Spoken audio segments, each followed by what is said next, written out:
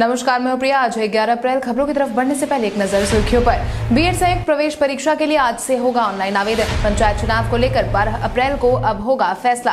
बिहार सरकार ने किया केंद्र से 15 लाख अतिरिक्त कोविड वैक्सीन की मांग। प्रवासी मजदूरों को अब रोजगार देगी बिहार सरकार। बिहार में अब पहली बार होगी दाल की सरकारी खरीद। अब चले बढ़ते हैं बिहार की 25 बड़ी खबरों की ओर विस्तार से। सरकारी चयन आयोग ने जीडी कांस्टेबल भर्ती 2021 के लिए नोटिफिकेशन की जारी।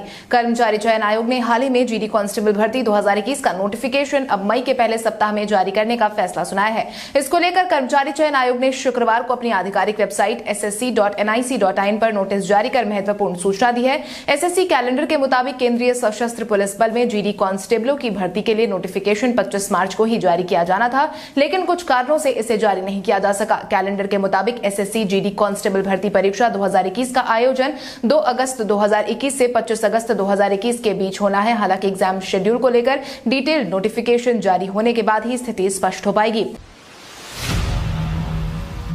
बिहार में कोरोना संक्रमितों की संख्या पहुंची 3000 के पार। देश के साथ साथ बिहार में भी कोरोना के मामले बेकाबू होते जा रहे हैं। बीते दिन के पिछले 24 घंटे में जारी किए गए आंकड़ों के अनुसार बिहार में कुल मिलाकर 3469 नए मामलों की पुष्टि हुई है, जिसके बाद प्रभावितों की संख्या बढ़कर 2,79,473 पर पहुंच गई है। वहीं सबसे ज्यादा प्रभावित टॉप 3 जिलों की बात करें तो पटना में 1431 मामले सामने आए हैं। इसके साथ ही गया में 310 और मुजफ्फरपुर में 183 मामलों की पुष्टि हुई है। इसके साथ ही अगर हम बीते दिन के पिछले 24 घंटे में कुल मिलाकर ठीक हुए मरीजों की बात करें तो 822 मरीज ठीक हुए हैं और अब ठीक होने वाले मरीजों की संख्या बढ़कर 2,65,870 पर पहुंच गई है। बिहार में रिकवरी दर में लगातार गिरावट देखने को मिल रही है। वहीं बिहार में वर्तमान समय में रिकवरी दर की बात करें तो यह दर 97.13% दर्ज की गई है। इसके साथ ही अब बिहार में एक्टिव मरीजों की संख्या 11,998 पर पहुंच गई है।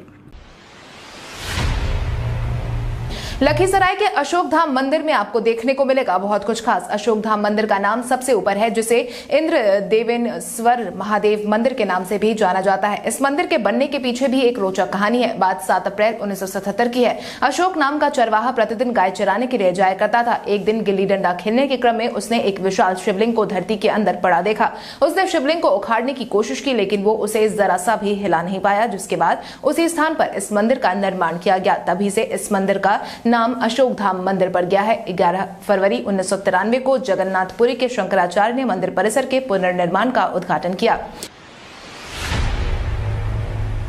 ईवीएम मामले में 12 अप्रैल को होगी पटना हाईकोर्ट में सुनवाई। बिहार में आगामी पंचायत चुनाव की घोषणा सिर्फ ईवीएम को लेकर अटकी हुई है। इस पर अगले 2 दिन में मामला साफ होने के कयास लगाए जा रहे हैं। इसके साथ ही राज्य में ईवीएम से पंचायत चुनाव करने की राज्य निर्वाचन आयोग की याचिका पर 12 अप्रैल को पटना में सुनवाई की जाएगी। इस क्रम में ईवीएम पर एनओसी को लेकर भारत निर्वाचन आयोग और राज्य निर्वाचन आयोग के वकील कल यानी कि सोमवार को अपना अपना पक्ष रखेंगे। दरअसल ईवीएम की खरीद ECIL से की जानी है। इसको लेकर के केंद्रीय निर्वाचन आयोग ने आपत्ति पत्र मिलने के बाद ही खरीद कर पाएगी, जिसके बाद आपको बता दें कि आयोग ने पंचायत चुनाव की सारी तैयारी पूरी कर ली है, मगर हाईकोर्ट के फैसले का इंतजार है, जिसके आने के बाद चुनाव की तारीखों की घोषणा भी कर दी जाएगी। राज्य में छोटे पैमाने के खाद्य संस्करण यूनिट लगाने में बढ़ रही है लोगों की रुचि। राज्य में मखाना, केला, मशरूम जैसे छोटे स्तर पर खाद्य संस्करण यूनिट को स्थापित करने में लोगों की रुचि बढ़ रही है। इसके तहत बड़ी संख्या में निवेशकों ने कृषि विभाग को यूनिट लगाने की मौखिक मंजूरी दे दी है, जिसके तहत ऐसे निवेशकों को आगे किसी प्रकार की असुविधा न हो, इसको देखते हुए कृषि विभाग भी तैयारी कर रहा है। इसके तहत राज्य स्तर पर उद्यान निदेशालय की राज्य परियोजना प्रबंधन इकाई और जिला स्तर पर सहायक निदेशक उद्यान को जिला नोडल पदाधिकारी को नियुक्त किया गया है। इसके अलावा निवेशकों को प्रोत्साहित करने के लिए सरकार द्वारा इन्वेस्टर्स कनेक्ट वेबिनार शुरू किया गया है, जिसमें प्रधानमंत्री सूक्ष्म खाद्य प्रसंस्करण उद्यम उन्नयन योजना एवं एक जिला एक उत्पाद से संबंधित खाद्य प्रसंस्करण उद्योग को लेकर लोगों को जागरूक किया जा रहा है। बीएड संयुक्त प्रवेश परीक्षा के लिए आज से होगा ऑनलाइन आवेदन। बिहार के सभी बीएड कॉलेजों में नामांकन के लिए होने वाली बीएड कंबाइंड एंट्रेंस टेस्ट 2021 के लिए आज 11 अप्रैल से ऑनलाइन आवेदन लिए जाएंगे। आवेदन को बिना विलंब शुल्क के 7 मई तक लिया जाएगा। वहीं 8 से 10 मई तक 500 रुपए विलंब शुल्क के साथ आवेदन स्वीकार्य होगा।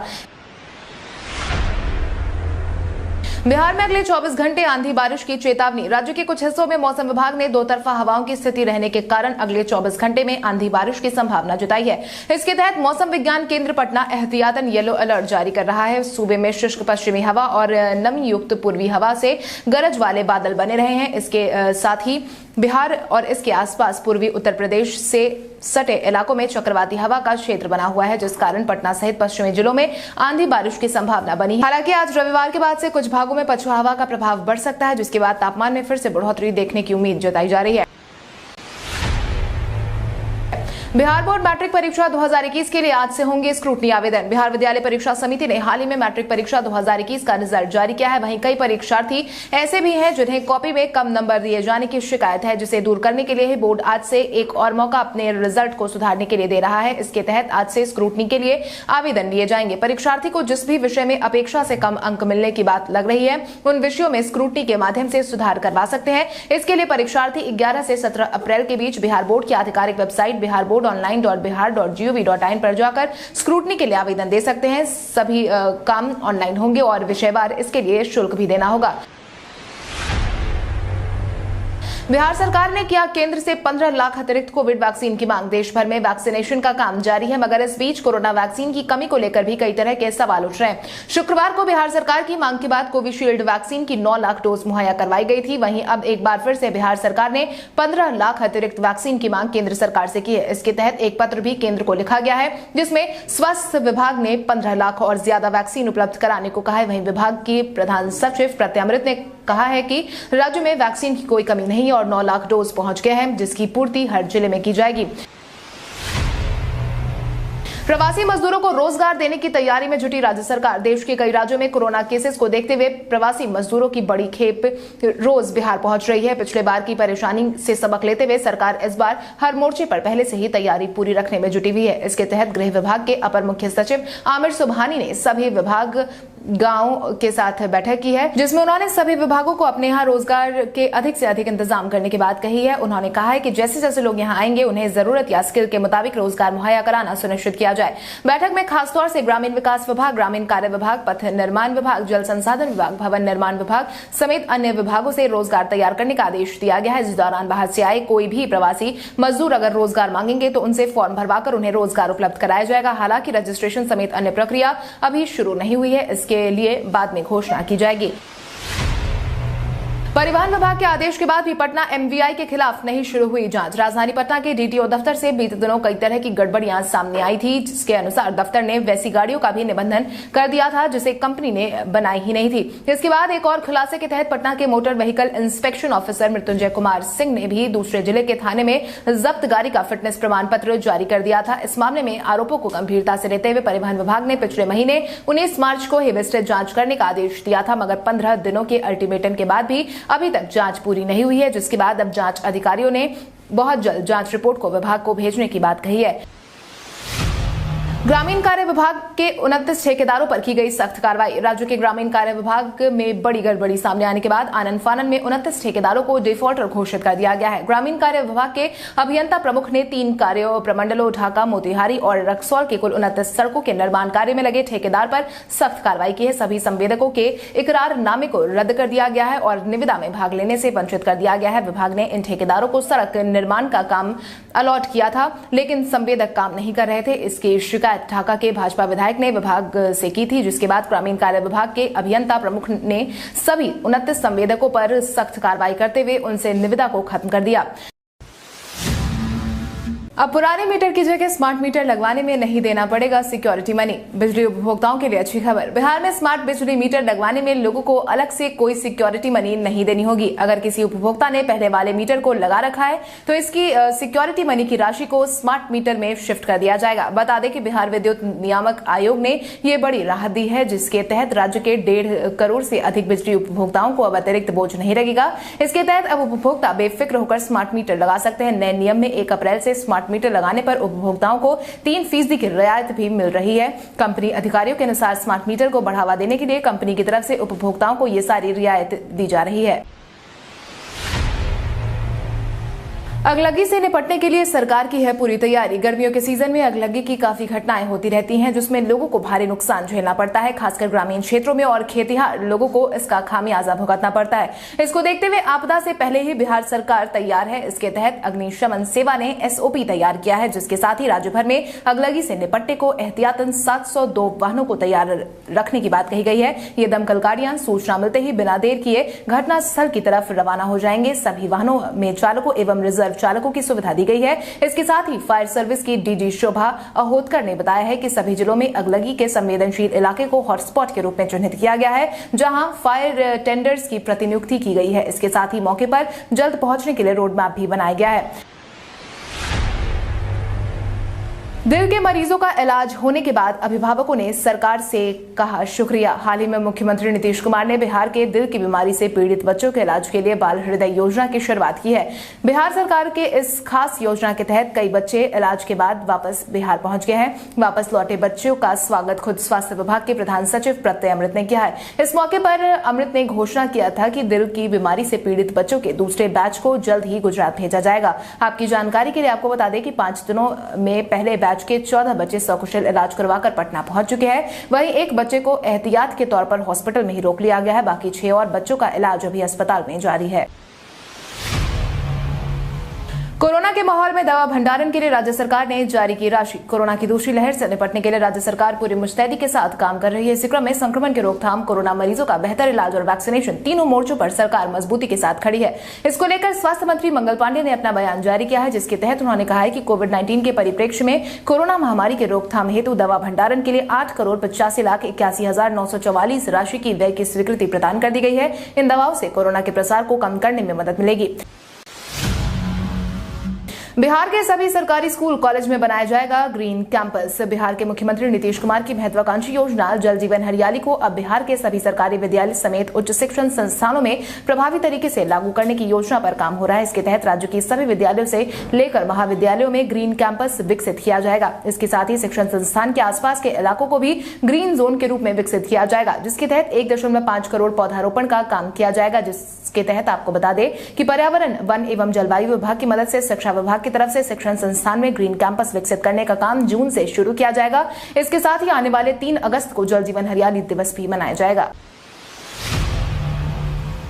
बिहारी लड़के के इलाज में सोनू सूद ने दिखाई दरियादिली। बॉलीवुड एक्टर सोनू सूद को यूं ही लोग मसीहा नहीं मानते हैं। दरअसल इस बार सोनू सूद ने बिहार के सुपौल निवासी विजेंद्र की मदद कर अपनी दरियादिली को जग जाहिर किया है। विजेंद्र आर्मी की नौकरी करना चाहता था, लेकिन उसके कान में कुछ समस्या हो जाने के कारण डॉक्टरों ने उसे कान के ऑपरेशन करने की सलाह दी थी। जिसके बाद इलाज के लिए विजेंद्र ने सोनू सूद से ट्वीट के जरिए मदद की गुहार लगाई थी। जिसके बाद अभिनेता ने अपनी टीम को उसकी मदद के लिए लगाया और ट्वीट कर कहा कि अब आपको सब कुछ सुनाई देगा दोस्त, आपका काम हो गया है। गौरतलब हो कि बीते दिनों एक्टर के नाम पर बिहार के ही एक युवक को ठगबाजी के आरोप में पकड़ा गया था। तो वहीं सोनू सूद ने भी मामले को तवज्जो न देते हुए अपना काम जारी रखकर अपने सकारात्मक अंदाज का परिचय दिया था।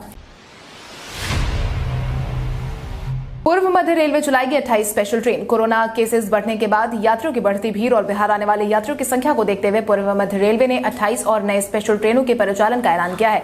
इसके तहत पूर्व मध्य रेलवे के GM ने कहा है कि मुंबई से बिहार आने के लिए ट्रेन की कोई कमी नहीं है। इससे पहले 17 ट्रेनों का परिचालन किया जा रहा है और अब 28 विशेष ट्रेनों का परिचालन भी किया जाएगा। इनमें से अधिकांश ट्रेनें पूर्व मध्य रेल के स्टेशनों तक आएंगी, जबकि कुछ ट्रेनें पूर्व मध्य रेल के स्टेशनों पर रुकते हुए अपने गंतव्य तक आएगी। साथ ही GM ने बाहर जाने या फिर बाहर से आने वाले यात्रियों को रेल यात्रा के संबंध में किसी प्रकार की आशंका न पालने की सलाह भी दी है। उन्होंने कहा है कि रेलवे के द्वारा पूरी तरह से कोरोना गाइडलाइन का पालन किया जा रहा है। इसके लिए लोगों को आशंका करने की जरूरत नहीं है।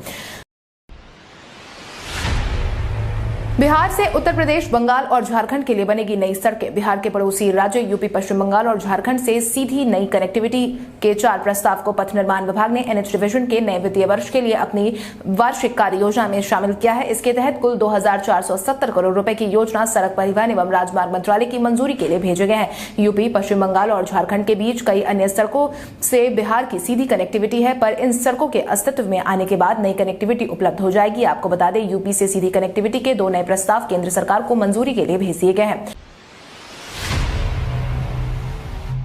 मानसून से पहले पटना सहित सभी बड़े शहरों को किया जाएगा अतिक्रमण मुक्त। नगर निकाय क्षेत्र में अतिक्रमण हटाने का अभियान शुरू करने से पहले प्रमंडलीय आयुक्त और जिलाधिकारियों को पत्र लिखकर नगर निकायों का भू अभिलेख मांगा गया है। इसको लेकर नगर विकास और आवास विभाग के प्रधान सचिव आनंद किशोर ने सभी आयुक्तों और डीएम को पत्र जारी किया है और भू अभिलेख की छायाप्रति संबंधित नगर आयुक्तों और कार्यपालक पदाधिकारियों को उपलब्ध कराने का आदेश जारी किया है, जिसके तहत अब नगर निकायों के सार्वजनिक मार्ग, पगडंडी, ड्रेनेज, सीवरेज और पार्क की जानकारी मांगी गई है, जिससे अतिक्रमण हटाने की कार्रवाई से पहले अधिकारियों को विस्तृत जानकारी दी जा सके।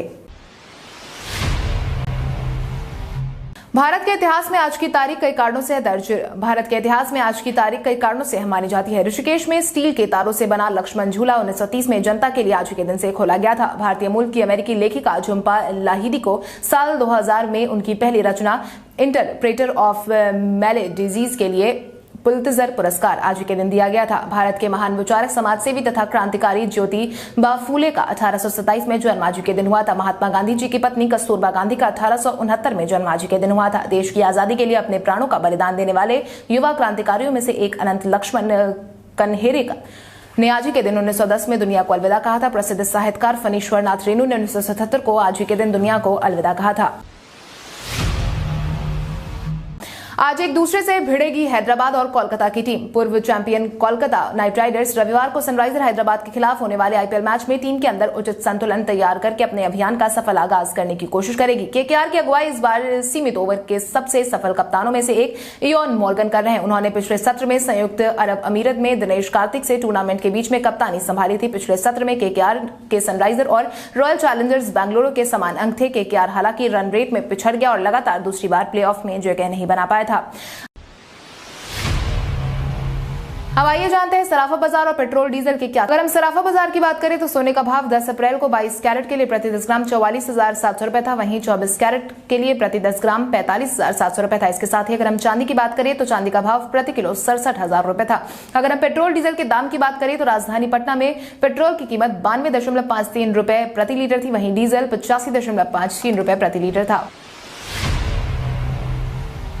व्हाट्सएप लेकर आया है ये बड़ा update. Social media company WhatsApp एक बड़े अपडेट के साथ अपने वेब वर्जन के यूजर के लिए गुड न्यूज लेकर आई है। इसके तहत अगर आप भी ऑफिस या घर में व्हाट्सएप के वेब वर्जन का इस्तेमाल करते हैं तो ये खबर जान लीजिए। हाल ही में व्हाट्सएप ने अपने लैपटॉप और डेस्कटॉप यूजर के लिए शॉर्ट कीज लेकर आई है। इस शॉर्ट कीज के माध्यम से आपका काम और आसानी से हो सकता है। इसको लेकर व्हाट्सएप ने एक ट्वीट भी किया है जिसमें उसने अपने शॉर्टकट कीज को शेयर किया है। अगर आप भी जानना चाहते हैं कि इस कीज के बारे में तो फिर अब आप उन्हें नेट पर सर्च कर उसका उपयोग व्हाट्सएप वेब में ही कर सकते हैं। कल हमारे द्वारा पूछे गए सवाल का जवाब आप में से बहुत सारे यूजर ने हमें कमेंट करके दिया था, उसके लिए आपका बहुत बहुत धन्यवाद। आप में से जिन यूजर का कमेंट हमें अच्छा लगा है उनके नाम है अदिति गुप्ता, रवि कुमार, पिंटू जी, मोहम्मद शहीद, नंदिनी सिंह, विनोद कुमार, भूषण कुमार, अंशुल सिंह, रामपाल यादव, संजीव कुमार, चंदन कुमार शर्मा, रिया, शांति कुमारी, राकेश कुमार, प्रभु कुमार, धनंजय पासवान, आलोक रंजन, विजयराज। इसके अलावा हमारी टीम को और भी लोगों के जवाब अच्छे लगे हैं मगर समय के अभाव के कारण हम उनका नाम नहीं ले पाए, लेकिन आप हमारे सवालों का जवाब देते रहे। हम कल आपका नाम लेने की पूरी कोशिश करेंगे। तो चलिए बढ़ते हैं आज के सवाल की ओर। आज का सवाल कुछ इस प्रकार है। आपके अनुसार कोरोना के बढ़ते माहौल को देखते हुए 45 साल से कम उम्र के लोगों को भी टीकाकरण की अनुमति देनी चाहिए या नहीं? अपने जवाब हमें कमेंट करके जरूर बताएं। इसके साथ ही आज के लिए बस इतना ही। अगर आप ये वीडियो हमारा यूट्यूब पर देख रहे हैं तो हमारे चैनल को सब्सक्राइब करें और बेल आइकन दबाना ना भूलें। और अगर आप ये वीडियो हमारा फेसबुक पर देख रहे हैं तो इस वीडियो को लाइक करें और ज्यादा से ज्यादा शेयर करें। धन्यवाद।